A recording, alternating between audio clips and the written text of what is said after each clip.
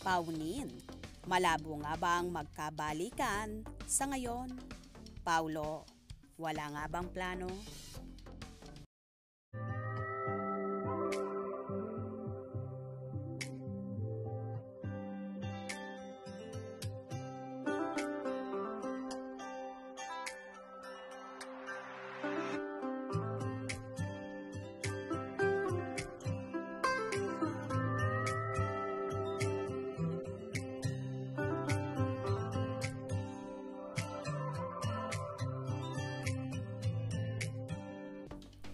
Malabo raw na magkabalikan sa ngayon sina Paulo Avellino at Janine Gutierrez. Ayon daw sa source ni OG Diaz na malapit sa dalawang kapamilya star.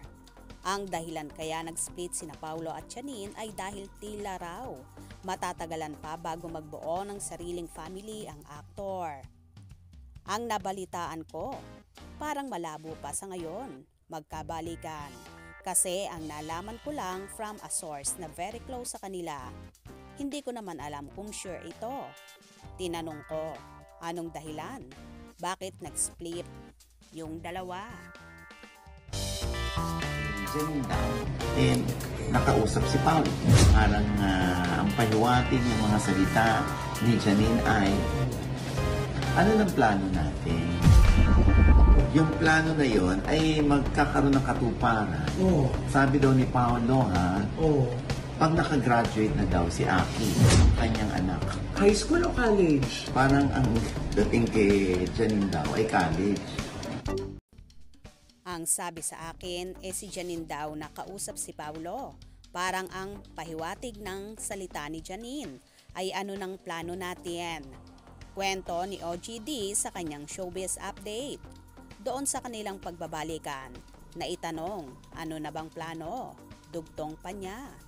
May plano naman daw si Paulo pero magkakaroon lamang daw ito ng katuparan kapag nakagraduate na ang anak nito kay LJ Reyes na si Aki. Tanong naman ni Mama Loy, high school o college? Sagot ni OG, parang ang dating kay Janine daw ay college. Oops! Grabe naman tagal pa noon kung abutin pa ng 6 years at hihintayin pang makagraduate ang anak ni Paulo kay LJ na si Aki. Well, tama rin naman si Josa Poco. Kung talagang mahal ni Janine ang aktor, kaya niyang maghintay. Pero kung hindi talaga, babuna ang paunin. Sayang lang kasi, bagay naman sila at marami ng paunin supporters ang umaasa na sila na hanggang sa huli. Wala na nga bang chance na maayos ang gusot between Paulo and Janine?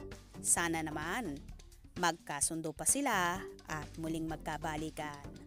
Kaya naman tumutok at wag na wag pauhuli sa mga maiinit na kaganapan, especially sa paunin updates. Mga ka-scoop, anong inyong magiging reaction sa bidyong ito? Comment below.